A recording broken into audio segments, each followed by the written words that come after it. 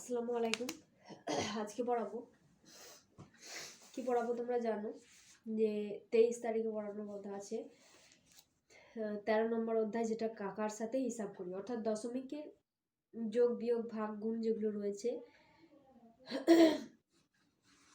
এখানে ভাগ গুণ নেই। দশমিক সংখ্যাগুলির মধ্যে কোনটি বড়, কি করে দশমিক সংখ্যা আসে, এইগুলো তোমাদেরকে দেখানো হবে। আর দশমিক সংখ্যাগুলোকে বিস্তার কিভাবে করানো যায়, তো এগুলো আগে অনেক দেখিয়েছি, এখন শুধুমাত্র শর্টকাট একটা করে দেখিয়ে দেবো।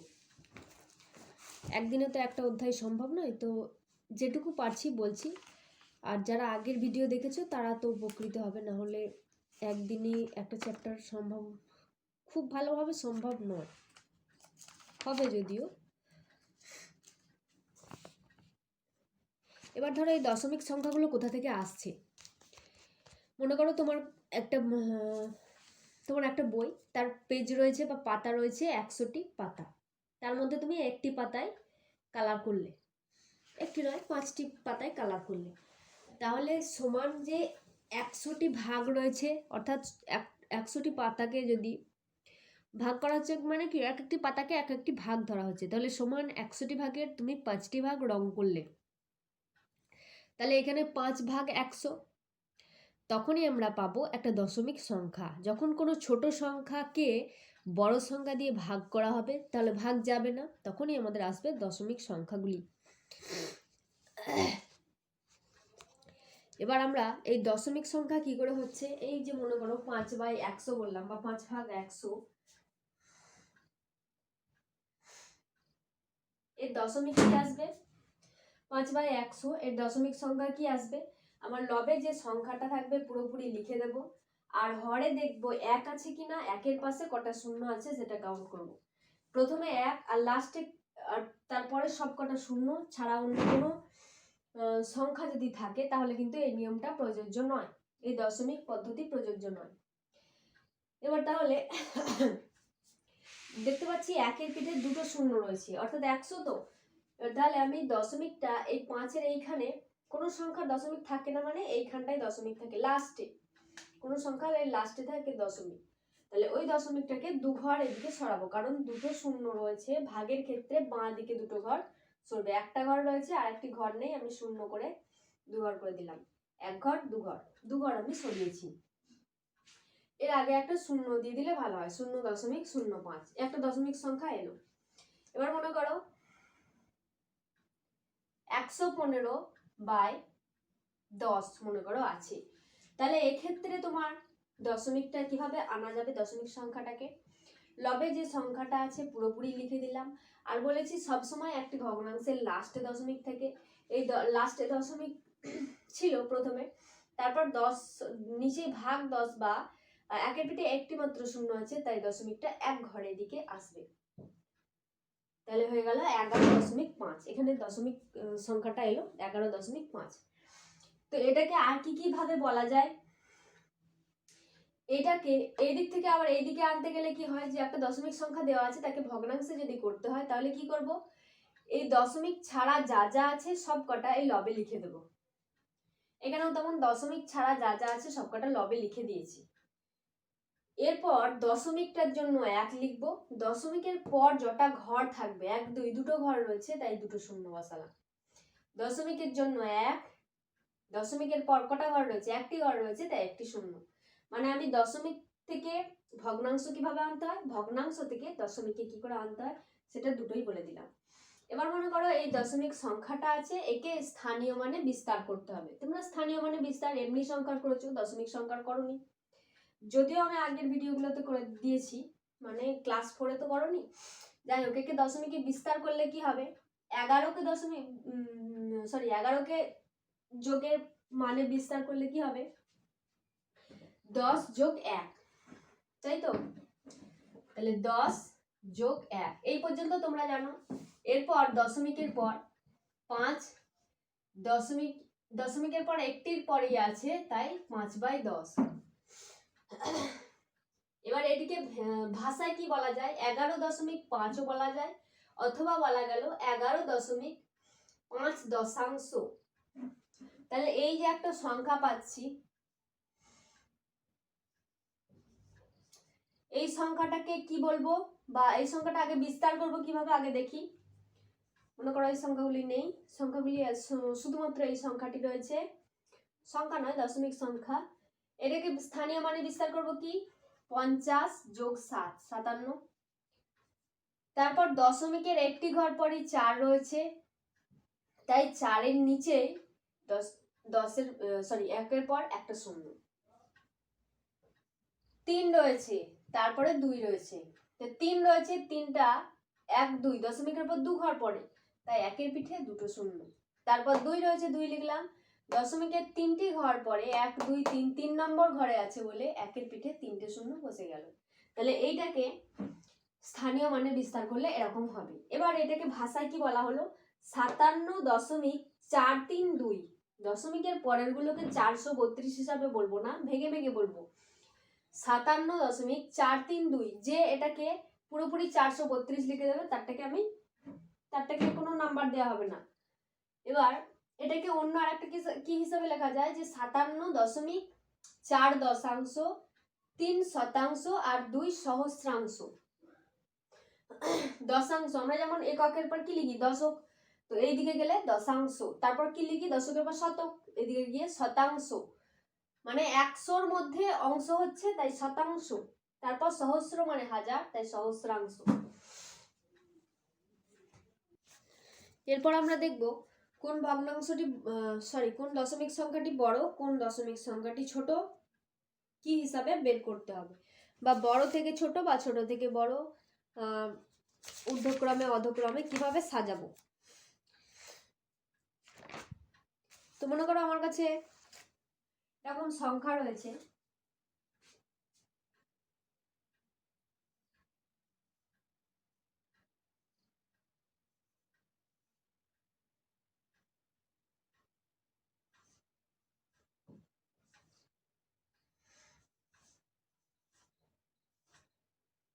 আমার কাছে 3টি দশমিক সংখ্যা রয়েছে। একটা হচ্ছে 0.398, তারপর আছে 0.098, তারপর আছে 0.590।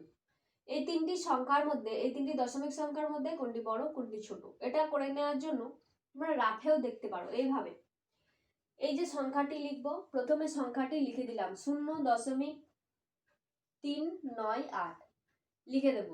তারপরের সংখ্যাটাকে ঠিক দশমিকের তলায় দশমিকটা বসাচ্ছি, এখানে 0, তার আগে আর 0 ছিল বসিয়েছি, তারপরেও 0 আছে, তারপর 9 আছে, তারপর 8 আছে বসিয়েছি, মানে প্রত্যেক ঘরের তলায় ঠিক ঠিক ওই হিসাবে বসাচ্ছি। তারপরে দশমিক সংখ্যাটা 0 আছে, দশমিকের ঘর তলায় দশমিক বসাচ্ছি, তার আগে 0 ছিল বসিয়েছি, তারপর 5 আছে ছিল বসিয়েছি, আর 9 ছিল 9 বসালাম, 0 ছিল 0 বসালাম। এরপর এই 3টের মধ্যে আমি এইখানে দেখব যে কোনটি বড় কোনটি ছোট। প্রথম থেকে আমি বাম দিক থেকে দেখব, বাম দিকে দেখছি যে কোনো সংখ্যায় বড় বা ছোট হচ্ছে না, সব কটা সমান, তারপরে সবার ক্ষেত্রে দশমিক, তারপর দেখতে পাচ্ছি একটা 3, তারপরে 0, তারপর 5। এইখানে আমি বুঝিয়ে গেলাম কোনটি সবচেয়ে বড় কোনটি সবচেয়ে ছোট, কোনটি তার দুটোর মধ্যখানে। তাহলে সবচেয়ে বড় কোনটা পেলাম, এই 5টা পেয়ে গেলাম, তার মানে আমার এই 0.590 এই সংখ্যাটি সবচেয়ে বড়। তাহলে বড় থেকে ছোট হিসাবে সাজিয়ে পাই যদি বলা হয় তো সেই হিসাবেই লিখবে। যদি বলা হয় ঊর্ধ্বক্রমে মানে ছোট মান থেকে বড় মানে লিখতে হবে, অধক্রম মানে বড় মান থেকে ছোট মানে লিখতে হবে। আর বড় থেকে ছোট মানে তো বুঝতেই পারছো, বড়টা লিখবে, তারপর যেটা হচ্ছে লিখবে, তারপর 3টেকেই লিখতে হবে। আর শুধুমাত্র বড় ও ছোট যদি লিখতে বলা হয় তো শুধুমাত্র বড়টা লিখে দিলে শুধুমাত্র বড় এটা হয়ে গেল, আর শুধুমাত্র ছোট এটা হয়ে গেল, যদি শুধু ওটাই বলে। এবার আমার এখানে মনে করো বলা আছে যে বড় থেকে ছোট,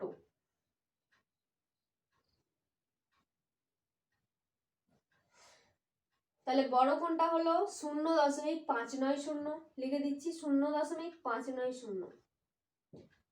তারপর কোনটা হলো 3টা মানে 0.398, পুরোপুরি একেবারে লিখে দেবো 0.398। তারপর কোন সংখ্যাটা পেলাম 0.098,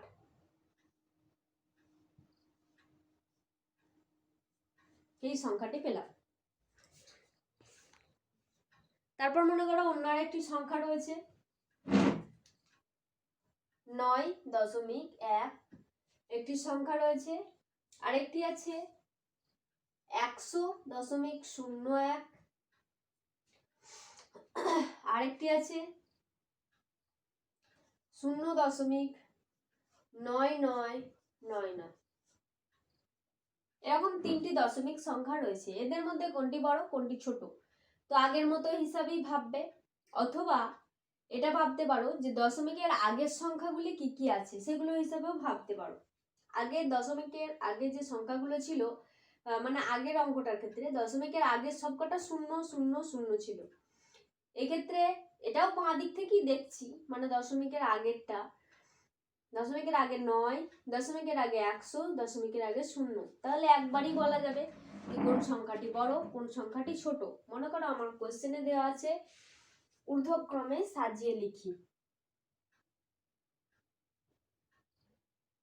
তাহলে তুমি লিখলে ঊর্ধ্বক্রমে সাজিয়ে পাই।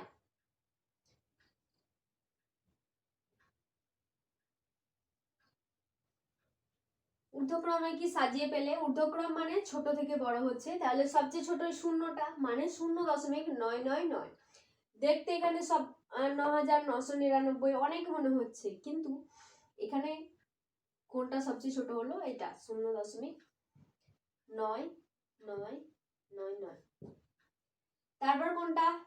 তারপর দেখতে পাচ্ছি এর দশমিক আগে 9, এর আগে 100, তারপরে 9.1টা,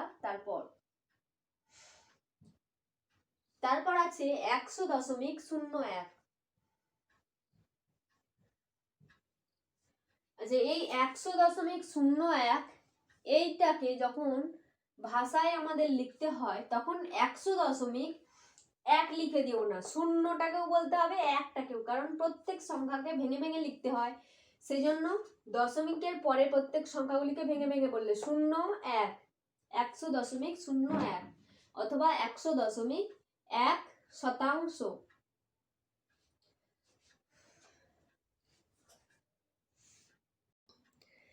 ছোট থেকে বড় যেগুলো আছে সেগুলো তোমরা পেয়ে যাবে পেজ নাম্বার 159। তোমরা এই বইয়েরই অঙ্ক যে পড়বে সেটাই ভেবে নিও না, তোমাদেরকে করতে হবে কি প্রসেসটা অবশ্যই ঠিকঠাক করে রাখতে হবে, আর তাহলেই সেইখান থেকে তোমরা অঙ্কগুলো পেয়ে যাবে। তোমাদেরকে যে ছোট থেকে বড় বা বড় থেকে ছোট যেগুলো দেখালাম, মানে ঊর্ধ্বক্রম অধক্রম, সেটা পেজ নাম্বার 159 রয়েছে। তারপর পেজ নাম্বার 161 কাছাকাছি যাও, সেখানে কি রয়েছে? কিছু ভাগ রয়েছে, একের দাগের গুলো, তারপর 2 দাগ 3 দাগ যাচ্ছি। একের দাগের গুলো কি রয়েছে? কিছু ভাগ রয়েছে। তো ভাগের যেই সংখ্যাটা দিয়ে ভাগ করছি দেখো প্রত্যেকটার ক্ষেত্রে একের পাশে শূন্য রয়েছে। কটা শূন্য? আবার আলাদা আলাদা রকম শূন্য রয়েছে, কারো 2টো, কারো 3টে, কারো 1টা শূন্য রয়েছে। তাহলে এক্ষেত্রে ভাগ করার আর কোনো দরকার নেই, ভাগ করতে হবে না। এক্ষেত্রে শুধুমাত্র দশমিক বিন্দু পরিবর্তন করলেই হবে। তাহলে একের পিঠে যখন শূন্যগুলো থাকবে তখন আমাদের আর ভাগ করার প্রয়োজন নেই, দশমিক সংখ্যা পরিবর্তিত করলেই হয়ে যাবে। তাহলে দেখো আমার যখন এরকম আছে,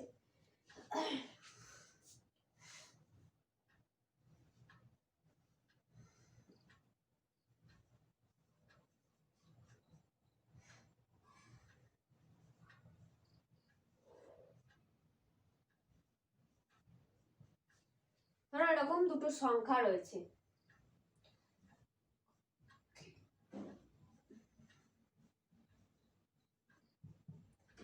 এরকম 3টি ভাগ রয়েছে, 735 ভাগ 100। আমার এখানে ভাগ করার দরকার নেই, এরকম ভাবেই দিক, অথবা 735 ভাগ 1000 এরকমই দিক। এটা মানেই ভাগ করা বোঝাচ্ছে, আর এটা মানেও ভাগই বোঝাচ্ছে। আর ভাগটা যখন যেটা দিয়ে ভাগ করা হবে সেই সংখ্যাটা 1, তার পাশে শূন্য যদি কিছু থাকে, শূন্য ছাড়া অন্য কোনো সংখ্যা হলে হবে না, শূন্য যদি থাকে তাহলে আমরা শুধুমাত্র দশমিক বিন্দু সরাবো। তাহলে এর কোনো দশমিক নেই, 735 কোনো দশমিক নেই, মানে লাস্টে এখানটায় দশমিক রয়েছে, 5-এর পরে। ভাগ করা হচ্ছে মানে দশমিক বিন্দু বাঁ দিকে 2 ঘর এগোবে। এদিকে একের পিঠে 2টো শূন্য দিয়ে ভাগ করা হচ্ছে, সেজন্য 2 ঘর এগোবে, 1 ঘর 2 ঘর, মানে 7.35 উত্তরটা হবে 7 0.35 লিখে দিলাম। তারপর কি আছে 9,989 আছে ভাগ 10, এখানেও কোনো দশমিক বিন্দু আমার দেওয়া নেই, দশমিক বিন্দু দেওয়া নেই, তাহলে আমাকে কি মনে করতে হবে যে লাস্টে দশমিক আছে। এবার 10 দিয়ে ভাগ আছে, একের পিঠে একটা শূন্য, তাহলে দশমিক বিন্দু এক ঘর এগোবে, তার মানে 998.9, এটা হবে।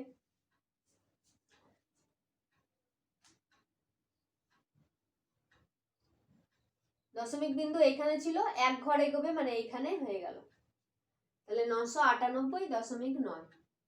এরপর আছে 9 ভাগ একক দশক শতক হাজার অযুত লক্ষ, 1 লক্ষ রয়েছে, 9 ভাগ 1 লক্ষ কি করে হবে, এরকম ভাবেই করো। একের পিঠে 5টা শূন্য রয়েছে, তাহলে 9 এর এখানে কোনো দশমিক নেই, 9 এর এখানে দশমিক নেই মানে ঠিক 9 এর পরে দশমিকটা রয়েছে, তাহলে 5টা ঘর এদিকে আসবে, আমার তো এদিকে 5টি ঘর নেই, সেজন্য আমাকে কি দিয়ে করতে হবে, আমাকে শূন্য দিয়ে করতে হবে, কারণ শূন্যর কোনো দাম থাকে না, শুধুমাত্র শূন্য, বা বাঁ দিকে শূন্যর কোনো দাম থাকে না, তো সেজন্য বাঁ দিকে শূন্য বসিয়ে আমি এখানে আরো ঘর তৈরি করব। তাহলে 9 এর আগে অনেক শূন্যই বসালে কোনো ক্ষতি নেই।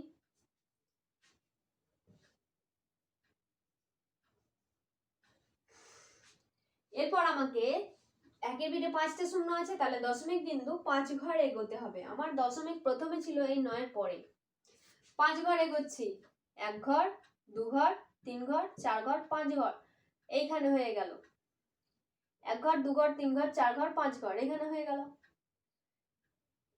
দেখো দেখো দশমিক বিন্দু বসানোর সময় অনেকের ভুল হয়, এগুলো তো মানে পেন দিয়ে দিয়ে এভাবে দাগাতে দাগাতে এগুলো তো দশমিক হয়ে যায়, যেন এরকম না হয়। আমি মুছে দিলাম, তোমাদের ক্ষেত্রে পেনে তো আর মুছে যাবে না, তো সতর্কভাবে করবে। তাহলে তোমার উত্তরটা কি হলো 0.000009, এভাবে হলো। তারপর মনে করো একটি সংখ্যা রয়েছে, সেই সংখ্যায় দশমিক বিন্দু দেওয়া আছে, সেইখানে তোমাকে ভাগ করতে হবে 100 দিয়ে, ধরো ভাগ করতে হচ্ছে।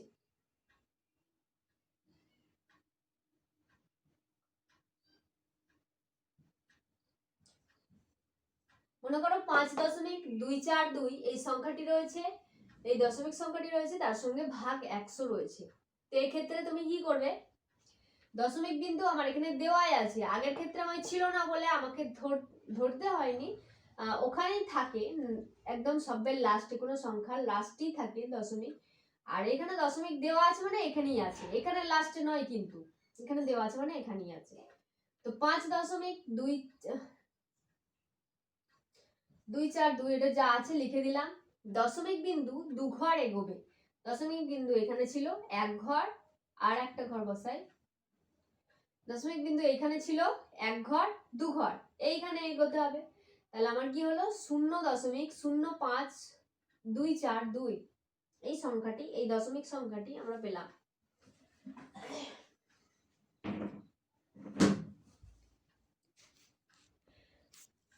এরপর 2 এর দাগ আর 3 এর দাগের অঙ্কগুলো কি আছে, পয়সা থেকে টাকায় নিয়ে যাওয়া। এবার টাকা আর পয়সার সম্পর্কটা আমাদের কিরকম আগে জেনে নিতে হবে।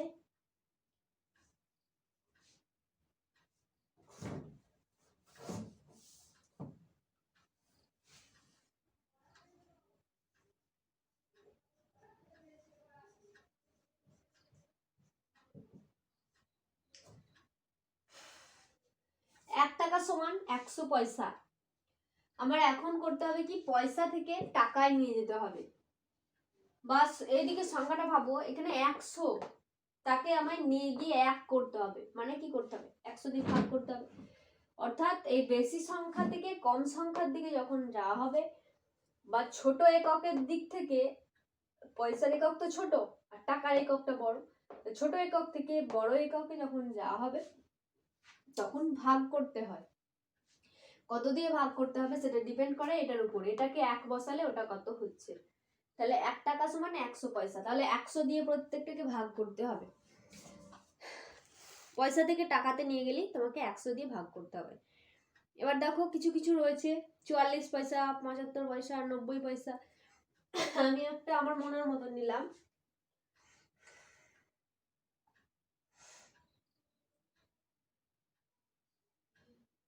97 পয়সা। এটাকে যদি টাকায় করা হয় কি হবে, 100 দিয়ে ভাগ করতে হবে। তাহলে লিখে দেবো 97 ভাগ 100। যখন এই ভাগটা লিখে দিলাম, এখান থেকে এতটা লেখার বাইরে আমায় কি লিখতে হবে, টাকা লিখতে হবে, কারণ আমি পয়সা থেকে টাকাতে নিয়ে চলে এলাম, ভাগ ভাগ লিখে দিয়েছি, সেজন্য আমায় টাকা লিখতে হলো। এবার 97 ভাগ 100, এবার ভাগটা করব। আমার এখানে দশমিক নেই, মানে দশমিক বিন্দুটা লাস্টে রয়েছে। দুটো ঘর এগোতে হবে দশমিক, 1 ঘর 2 ঘর, 1 ঘর 2 ঘর, 2 ঘর এগোলো। তাহলে 0.97 টাকা। তাহলে পয়সা থেকে টাকাতে কি হলো, 2 ঘর আগে দশমিকটা হবে, কারণ সবসময় 100 দিয়ে ভাগ হবে। টাকা থেকে পয়সা, পয়সা থেকে টাকায় নিয়ে গেলে 100 দিয়ে ভাগ করতে হবে। এছাড়াও যদি আরেকটি সংখ্যা থাকে, মনে করো 5800 5875 পয়সা রয়েছে, এই পয়সা থেকে টাকাতে নিয়ে যাবে কি করে, পয়সা থেকে টাকায় নিয়ে যাবে কি করে, সে একই ব্যাপার, 100 দিয়ে তোমায় ভাগ করতে হবে। তাহলে তুমি কি করলে,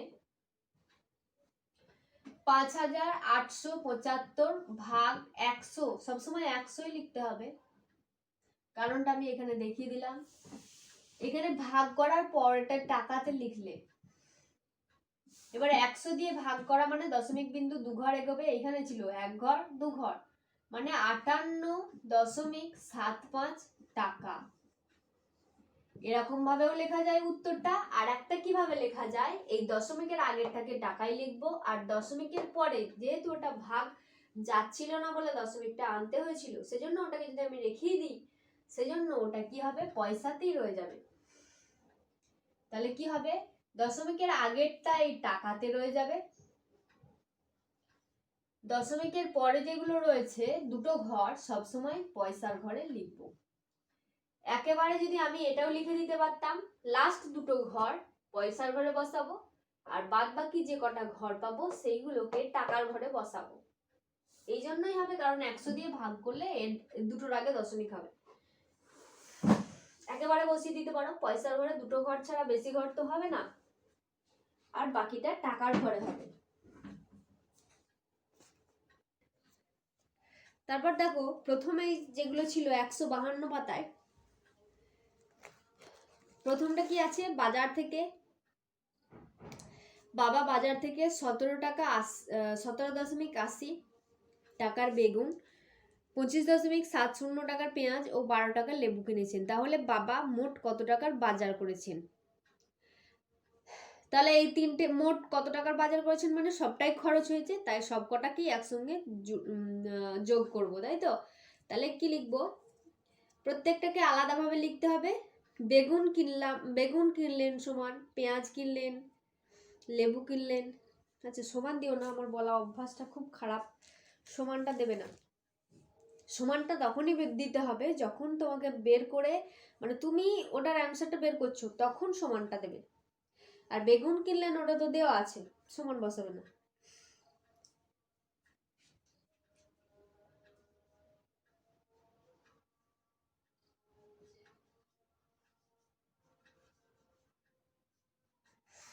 বেগুন কিনলেন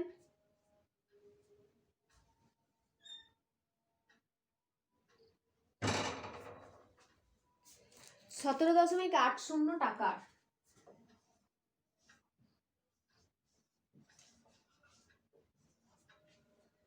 তারপর পেঁয়াজ কিনলেন 25.70,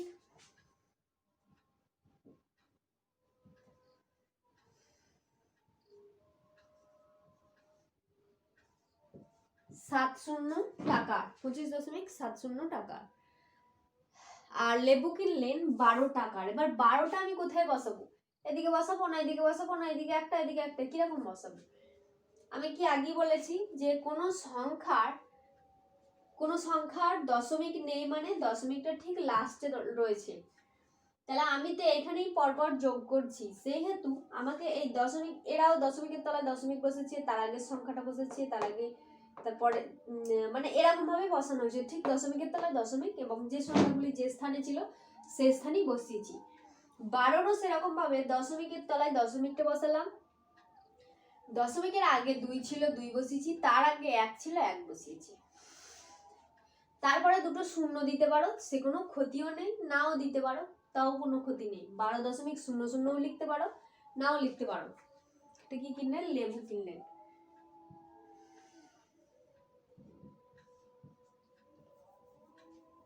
এবার তিনটির ক্ষেত্রে যোগ করতে হবে।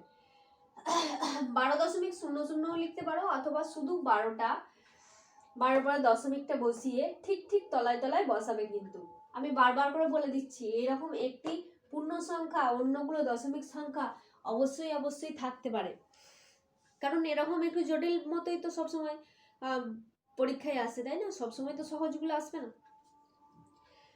তাহলে তিনটি যোগ করো, যে তার বাবা কত টাকার, তার বাবা মানে বাবা মানে তোমার বাবা, বাবা কত টাকার বাজার করেছেন।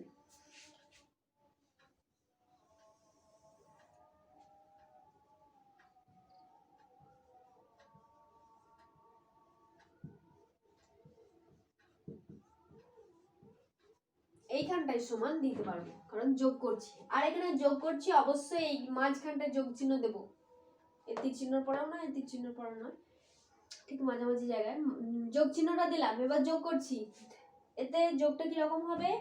এই ঠিক যোগ যে করে হাতে 1 থাকবে, সেই 1টাকে এই দশমিকের এইদিকে ক্যারি করা যাবে, মানে যোগ করা যাবে এইদিকে। এইখানে দশমিক কি ধরো এরকম রয়েছে, 0 যোগ করে 0 হয়েছে, 8 আর 7 যোগ করে 15-র 5 লিখবো। 15টা গোটাটা বসিয়ে দেবো না, 15-র 5 লিখবো, হাতে যে 1টা রয়েছে সেটা এদের সঙ্গে যোগ করব। 7 আর 1 8, 8 আর 5 13, আর 2 15, 7 7 14 15, 15 5, হাতে 1, আবার হাতের একটা, আবার পরের ঘরে ধরছি 2 আর 1 3 আর 1 4, 2 3 4 5, 55.50 টাকা। আর সবসময় আমি বলে দিচ্ছি, কোনো সংখ্যার পাশে একক থাকলে সেই এককগুলো একবারও দিতে ভুলবে না।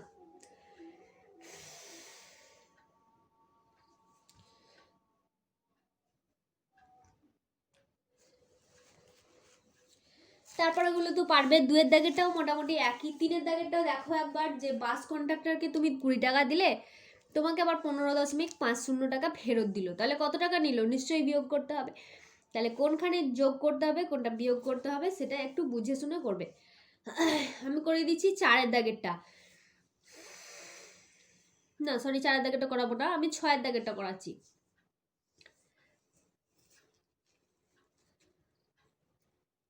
না 6-এর দাগেরটাও নয়, আমি 7-এর দাগেরটা করাচ্ছি। 7-এর দাগেরটা হচ্ছে 14.09 মিটার লম্বা একটা বাঁশের 4.2 মিটার কাদায় আর 3.01 মিটার জলে আছে। কাদায় ও জলে ডুবে মোট কতটা ডুবে আছে আর কতটা তার উপরে রয়েছে, জল কাদার উপরে রয়েছে। ছবিতে দেখতে পেয়েছো, আমি একটু বাঁশটা আঁকার চেষ্টা করেছি।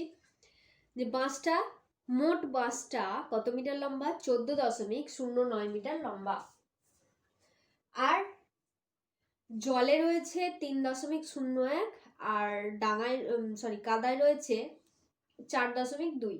তাহলে এই দুটোকে মোট যোগ করতে হবে, কারণ লেখা আছে জল ও কাদায় মোট কতটা ডুবে আছে। তাহলে একেবারে উত্তর আমরা লিখছি, জল ও কাদায়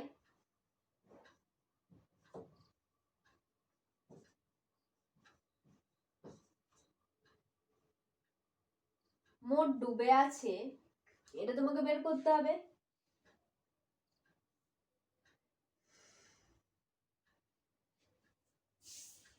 তিন দশমিক 01 4.2। আমি যেহেতু জলটা আগে লিখেছি তাই জলটাকে আগেই লিখছি, তারপর কাদাটাই 4.2। এগুলো সব মিটার এককে রয়েছে, তাই একেবারে লাস্টে মিটারটা বসালাম।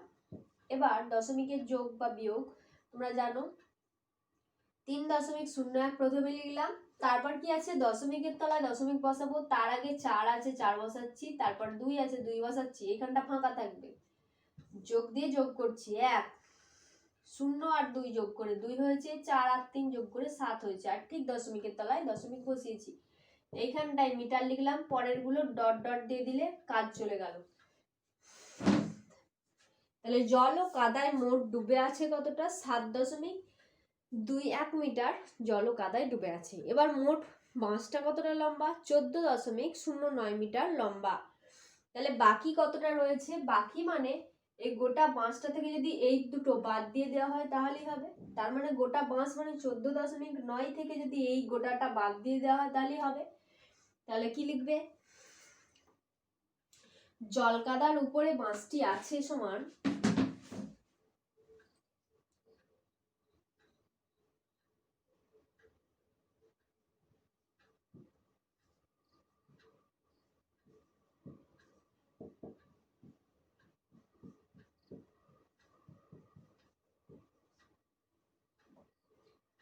(14.09) তা থেকে বিয়োগ দেব 7.21। তাহলে 7 বসালাম, দশমিক ঠিক দশমিকের তলায় দশমিক, তারপর 2 ছিল, তারপর 1 ছিল, যেরকম ছিল বসাবো। আচ্ছা, যে কোনো সংখ্যা যখন বিয়োগ করবে তার মাথায় মনে করো 5.0 আর তার থেকে বিয়োগ দিচ্ছ 1.9। 5.0টা দেওয়া নেই, 5 থেকে 9 মনে করো 1.9 বিয়োগ করতে বলা আছে। তুমি তো জানো নিশ্চয়ই 5-এর পর দশমিক হয়। এরপর দেখো এর মাথায় কিছু নেই, কার সঙ্গে বিয়োগ করবে? নিশ্চয়ই একটা শূন্য তোমাকে ধরে নিতে হবে, কারণ দশমিকের পরে যে শূন্যগুলো হয় সেই ডান দিকে শূন্যগুলো তখন কাজে লাগে না, অন্য সময় ডান দিকে কাজে লাগে। ধরো 5 আর 5-এর পাশে একটা ডান দিকে শূন্য, 50, দুটো আলাদা, একেবারেই আলাদা। কিন্তু দশমিক বসিয়ে যত খুশি শূন্য বসালেও কোনো কিছু চেঞ্জ হয় না। এবার বিয়োগ করছি, 8 2 কতই 10, 8-এ 10, হাতে 1, এই হাতে একটা এখানে ধরবো, 8 8 কতই 14, 8 আর 6 14, হাতে 1 1 1 মিলে গেল, আর দশমিক ঠিক দশমিকের নিচে লিখলাম। আর এখানে প্রত্যেকটাই মিটার ছিল, প্রত্যেকটাই এভাবে মিটার দিয়ে দিলাম। আমি এটা অন্য একটা অঙ্ক দেখালাম, এটাই কিন্তু এর মধ্যে পড়ছে না। তাহলে এইভাবেও লিখতে পারো, অথবা জলে আছে সমান কাদায় আছে সমান দিয়ে জল ও কাদায় ডুবে আছে সমান, এভাবে করতে পারো, কিন্তু একটু টাইমটা বেশি লাগবে, না করাটাই ভালো। এখন তো লকডাউনে একদম নাম্বারটা কম দেওয়া হচ্ছে, কিন্তু অঙ্কগুলো তো বড় হচ্ছে, তো এরকম ভাবে করলে ঠিকই আছে।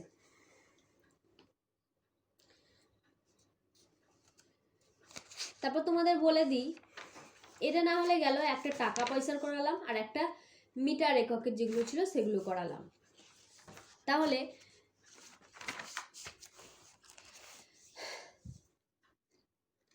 তারপর পেজ নাম্বার 158-তে দেখো কিলোগ্রাম কিলোগ্রাম দিয়ে আছে, সেগুলোও একই, কোনো অসুবিধা নেই। কিলোমিটার দেওয়া আছে, সেগুলোও অসুবিধা নেই, সবকিছু দশমিকের যোগ বিয়োগ হিসাবেই দেখতে হবে। আর প্রত্যেকের ক্ষেত্রে আমি যেন দেখতে পাই, ওই যে মিটার, প্রত্যেকের ক্ষেত্রে মিটার ছিল, আমি দেখতে পাই যেন এককগুলো একই আছে না, এককগুলো এক থাকলে কিন্তু আমায় একই এককে নিয়ে যেতে হবে, এইখানে নিয়ে যেতে হবে না তোমায়, তাই এখানে কোনো চিন্তা নেই, সবকটা একক একই থাকবে, তাই শুধুমাত্র যোগ বিয়োগ করবে যেরকম দশমিকের যোগ বিয়োগ করা হয়। আসসালামু আলাইকুম, আজকের মতো এই পর্যন্তই রইল, বাকিটা তো তোমরা রেডি করছো।